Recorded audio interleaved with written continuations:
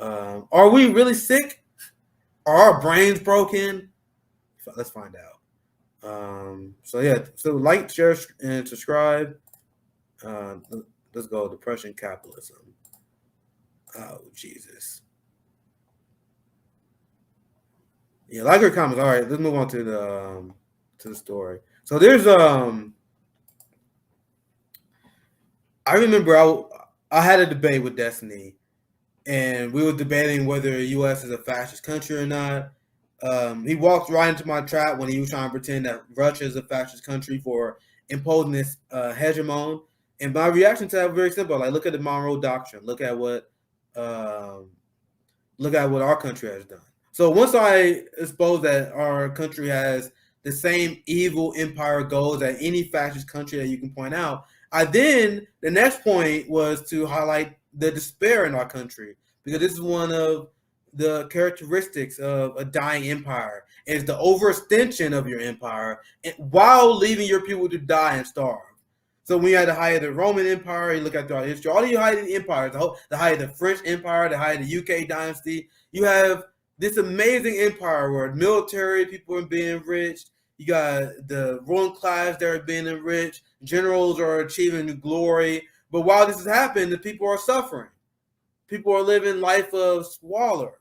And capitalist propaganda has convinced people that their failures, them not living a life of extravagance, is their fault.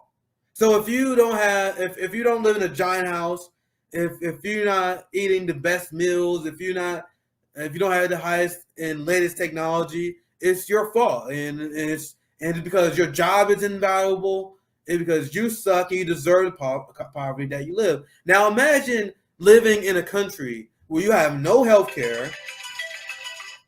Imagine living in a country where you have no health care. Your rent is sky high. You're barely struggling to live, and not only that, you're working and I'm talking about people I know. I'll tell you guys a story of one of my cousins that I housed who would have otherwise been homeless, and this guy would have been homeless. He had 2 fucking jobs.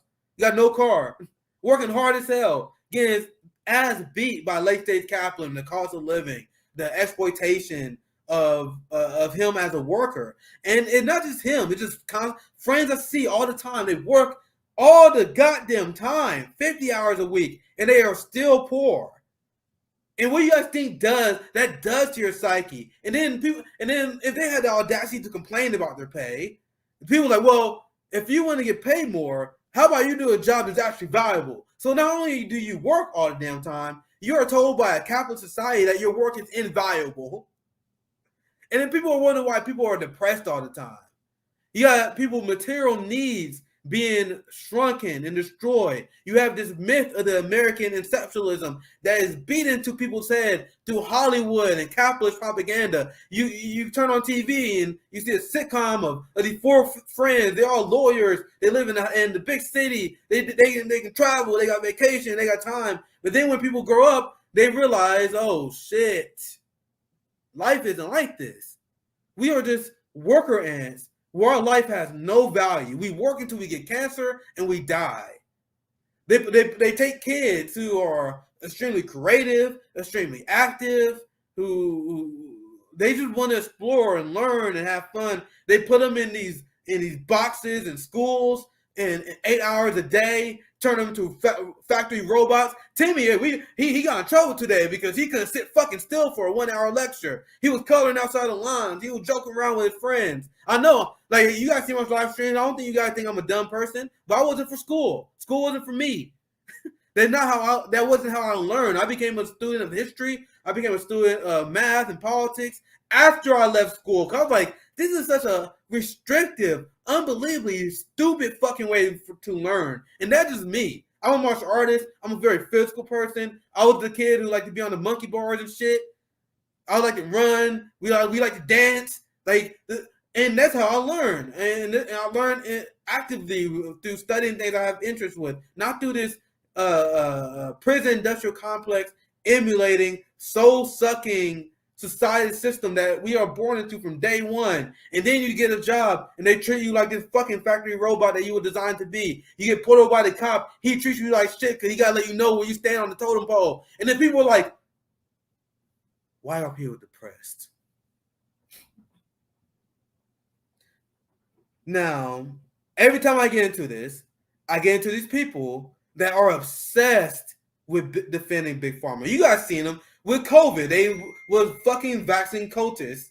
They got like, and I'm not. If you took the vaccine, that's good. If you pro-vaccine, that's good.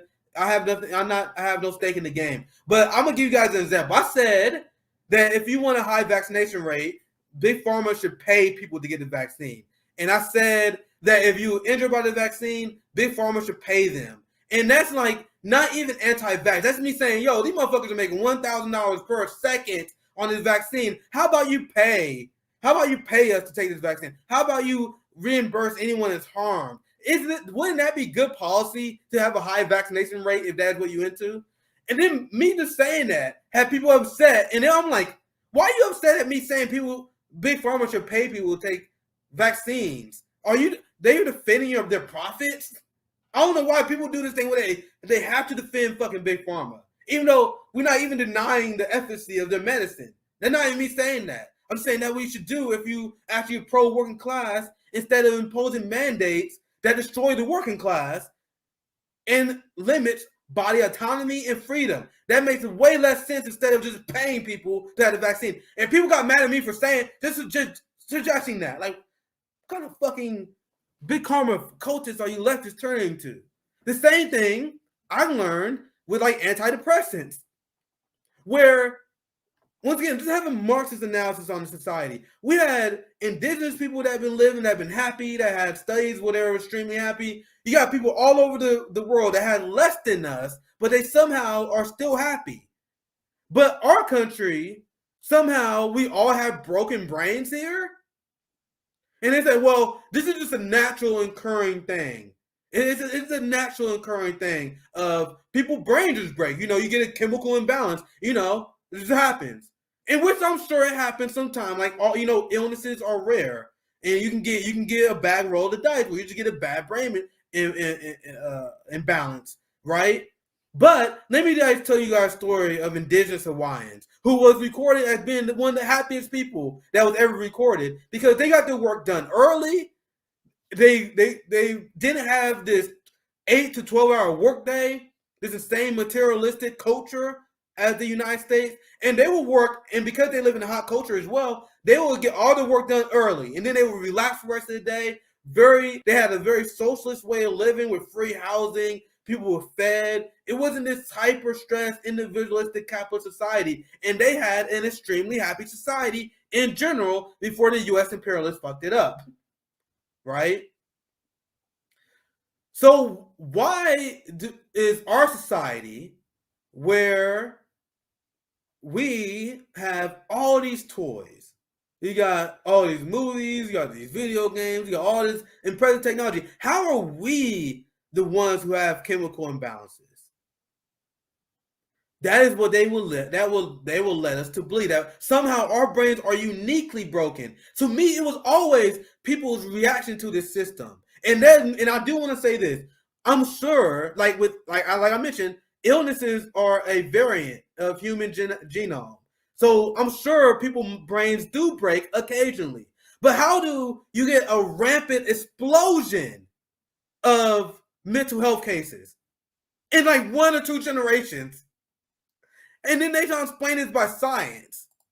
And so before I'm gonna read the headline, I know I'm ranting here because I wanted to preface the story, right? Because this is the study. Study says depression not caused by chemical imbalances, raising questions about antidepressants.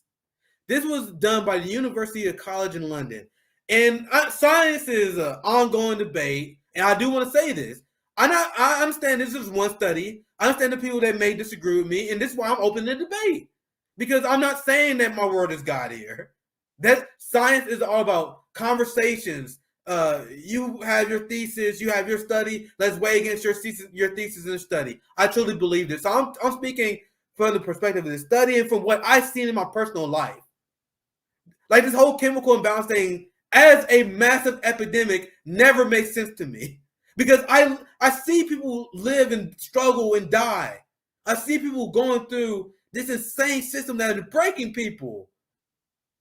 I was talking to my friend. I'm trying not to give these people too much, but he was just telling me like, man, no matter how hard I work, man, I can't get like that was like one of the most emotional conversations we had. Where he was like, no matter what I do, man, I can't get ahead.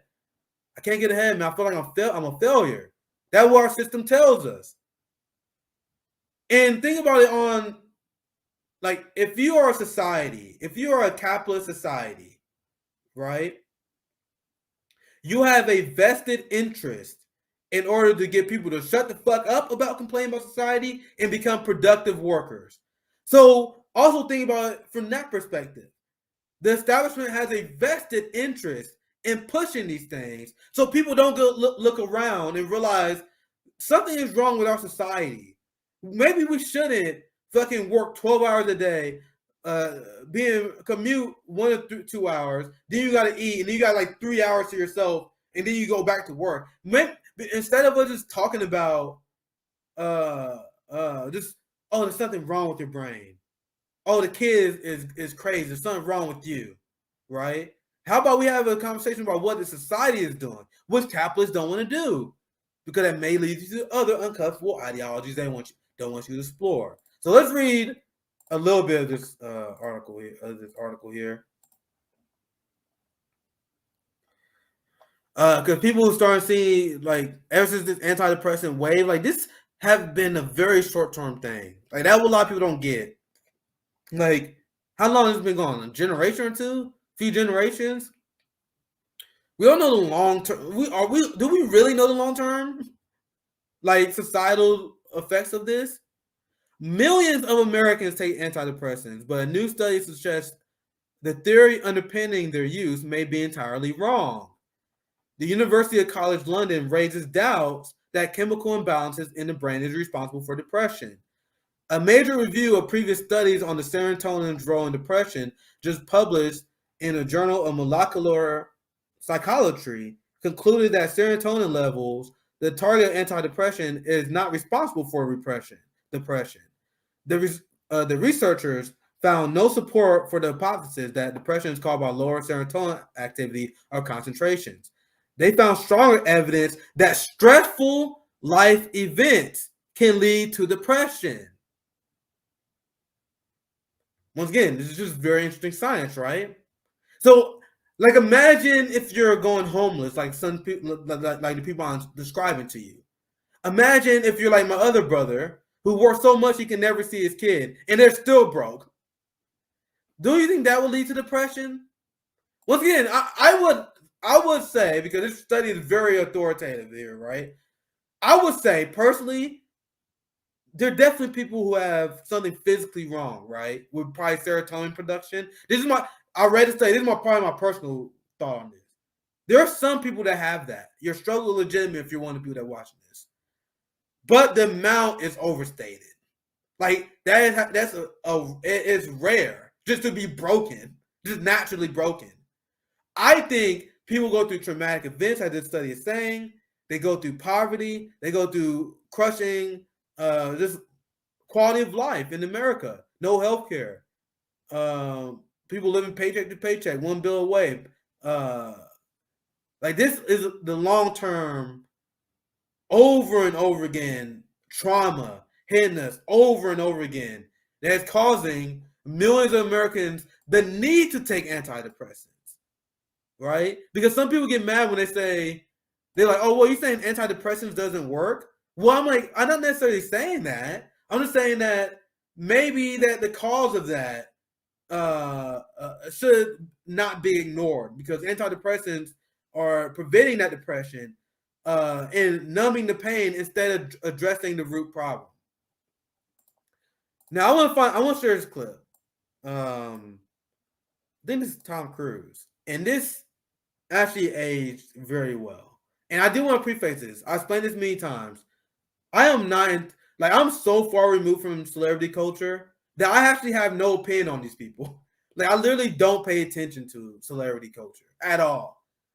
Even to the point where I don't even have negative opinions on people like Tom Cruise or Will Smith or whatever. That's how out of the game I am. But so this is, hopefully you guys can ignore your bias on Tom Cruise, but this is him talking about Ritalin and how we over-described Ritalin and antidepressants to people, which at the time they used this to paint him as crazy. But now this is aged great. This is aged great. So let's watch this video, and then you guys see what I mean. And I want to get your guys' thoughts on it. And I think that's a good way to wrap this one. Here we are today, where I talk out against drugs and psychiatric abuses of electric shocking people, okay, against their will, of drugging children with them not knowing the effects of these drugs. Do you know what Adderall is? Do you know Ritalin? Do you know now that Ritalin is a street drug? Do you understand that? The difference is this was not against her will, though. But this wasn't against Brooke's will. Matt, I'm asking you a question. I understand there's abuse of all of these things. No, you see, here's the problem. You don't know the history of psychiatry. I do. All it does is mask the problem, Matt. And if you understand the history of it, it masks the problem. That's what it does. That's all it does. You're not getting to the reason why. There is no such thing as a chemical imbalance. I'm saying that drugs aren't the answer, that these drugs are very dangerous. They're mind-altering, antipsychotic drugs. And there are ways of doing it without that so that we don't end up in a brave new world. Yes, there are abuses. And yes, maybe they've gone too far in certain areas. Maybe there are too many kids on Ritalin. Maybe electric shock is... kids on Ritalin. Matt. I'm just saying, but aren't there examples where it works? Matt, you don't even, you're glib. You don't even know what Ritalin is. If you start talking about chemical imbalance, you have to evaluate and read the research papers on how they came up with these theories, Matt. Okay? That's what I've done. And you go and you say, where's the medical test? Where's the blood test that says how much Ritalin you're supposed to get? It's very impressive to listen to you because clearly you've done the homework and you know the subject. And you should. And you should do that also because just knowing people who are on Ritalin isn't enough. You should be a little bit more responsible in knowing I'm really... not prescribing Ritalin, Tom, and I'm not asking anyone else to do it. Well, you are. You're saying no, I know some people who seem to have been helped by it. But you're saying, but it's like, this is a very important issue. This is a very, and you know what? And you're here on the Today Show. Right. And to talk about it in a way of saying, well, isn't it okay, and being reasonable about it when you don't know, and I do. I think that you should be a little bit more responsible in knowing what it is, because you communicate to people. Listen, no matter what you're putting on Tom Cruise, I don't have one of them, but that was pretty based. Tom Cruise destroyed that guy. And you see how the cable news host, his instinct was to defend the use of these drugs, using Ritalin and Adderall on kids, and in the attempt of getting them to calm down because the kids don't meet the expectation of this capitalist society, and the fact that this society needs productive workers. So if you have a kid that has ADHD, who's extremely hyper, who has unique needs in terms of learning, instead of giving that family the needs they need to address the material needs of that kid and the time and the care that kid will require so they can learn and thrive, they told them no, you need to get your ass back to work. You don't got time for that kind of shit. Let's give him some drugs so he'll be a good boy and go through our corporate school education system, and he will shut the fuck up. Right? You got to see how our capitalist society has a vested interest in just numbing this shit down and stopping the creativity and the uniqueness of kids just so they can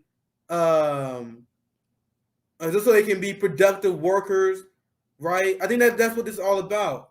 And I think this is it's tied to our toxic society and the people who want to over rely and overcomplicate this issue.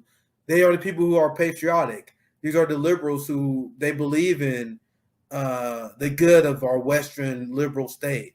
So if they have the same critique that I do, where I'm talking about the failures of our society and how they treat people, and how depression is a symptom of the failures of capitalism, they don't want to do that, right? And I see one of the comments, that's kind of what I'm saying. Like, I don't want to attack the parents either. You guys see, I'm aiming for the system, because if you're working all the time, you're not gonna have energy to be that attentive, right? And you got be a good parent to a kid that's bouncing all over the walls and shit. Like, I don't want to put the onus on them. But you see how easy, especially when they get bombarded with science, when you got doctors telling them this is the right thing to do, society telling them the right thing to do, and then they're like, wait, they just like, man, I know your kid giving you hell. I know you take a lot of time and attention that you don't have as a worker. So how about you just give them this and they'll shut the fuck up? I can see why people fall for that. But doesn't that seem like counterproductive for their growth in their development? Our society don't care about that.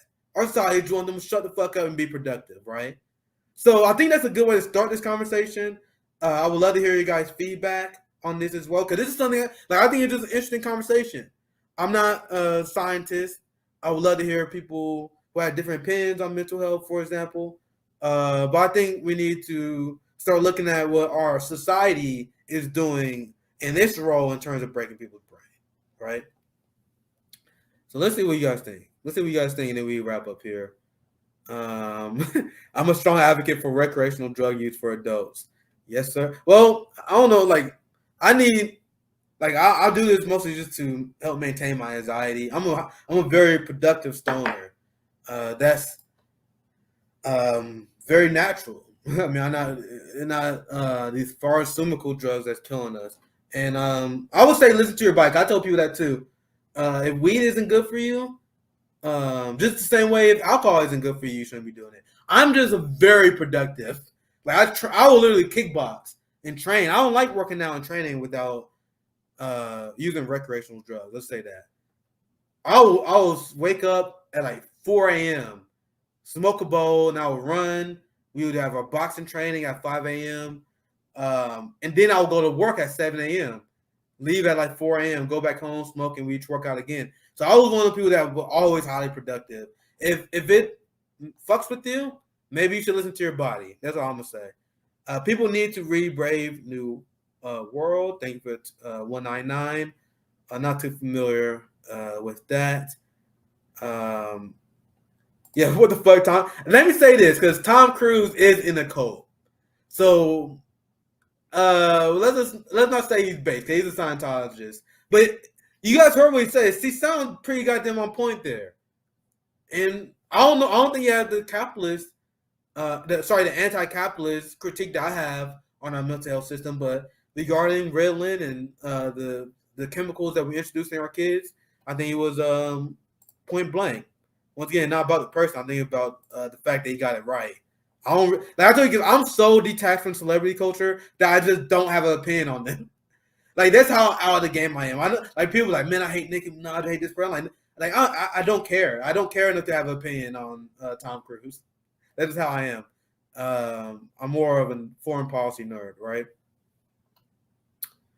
So, yep, it's all about questioning the authority and what we told. So I would actually love to hear dissenting opinions. I think we should be more open to debate and all this kind of stuff, right? And learning as an intellectual community instead of what, for example, the COVID code did, where they're like, we're gonna shut down all dialogue. Don't you dare question the narrative on anything. I think I'm not for that. I'm not good with live references, as you guys probably going to see here soon. But big shout out to Baba Yaga. Thank you. Big shout out to our friend in the show there. So I think once again I went longer than I thought I was going to go, but I think I did a good job making my argument regarding capitalism and depression and what the United States have done in NATO. So hope you guys enjoyed the back-to-back weekend streams. I think Friday and Saturday is pretty good for me to go solo. We got great guests starting next week. I've been having a lot of great guests in general. Isha, Fiorella Isabel, Ben Dorian. We got a lot of great people coming up too. Ron Pacone should join us on Tuesday. Alex Vitale, the amazing police abolition and police reporter. He's going to be on our show. We're going to talk about police, our police state. So, and everyone give love and support to our brother JB. He has some surgery, going through the medical stuff. So I'm not sure if he's going to have his show on tomorrow. Just make sure you guys show support to JB, his channel, his GoFundMe. We got to show our support for our disabled brothers and sisters. right? What else do we have? I think that's Nick CJ Monday with Alex Vitale, and then I have Ron Bacone to be joining me on Tuesday. So thank you guys for watching, and make sure you guys support the Patreon, like the stream, and let me put this up one more time. RBN to 30K. So let's do that. That would be great, guys, and we can get some subscribers. So appreciate you guys for watching. This is RBN sign out. I'll see you guys on Monday.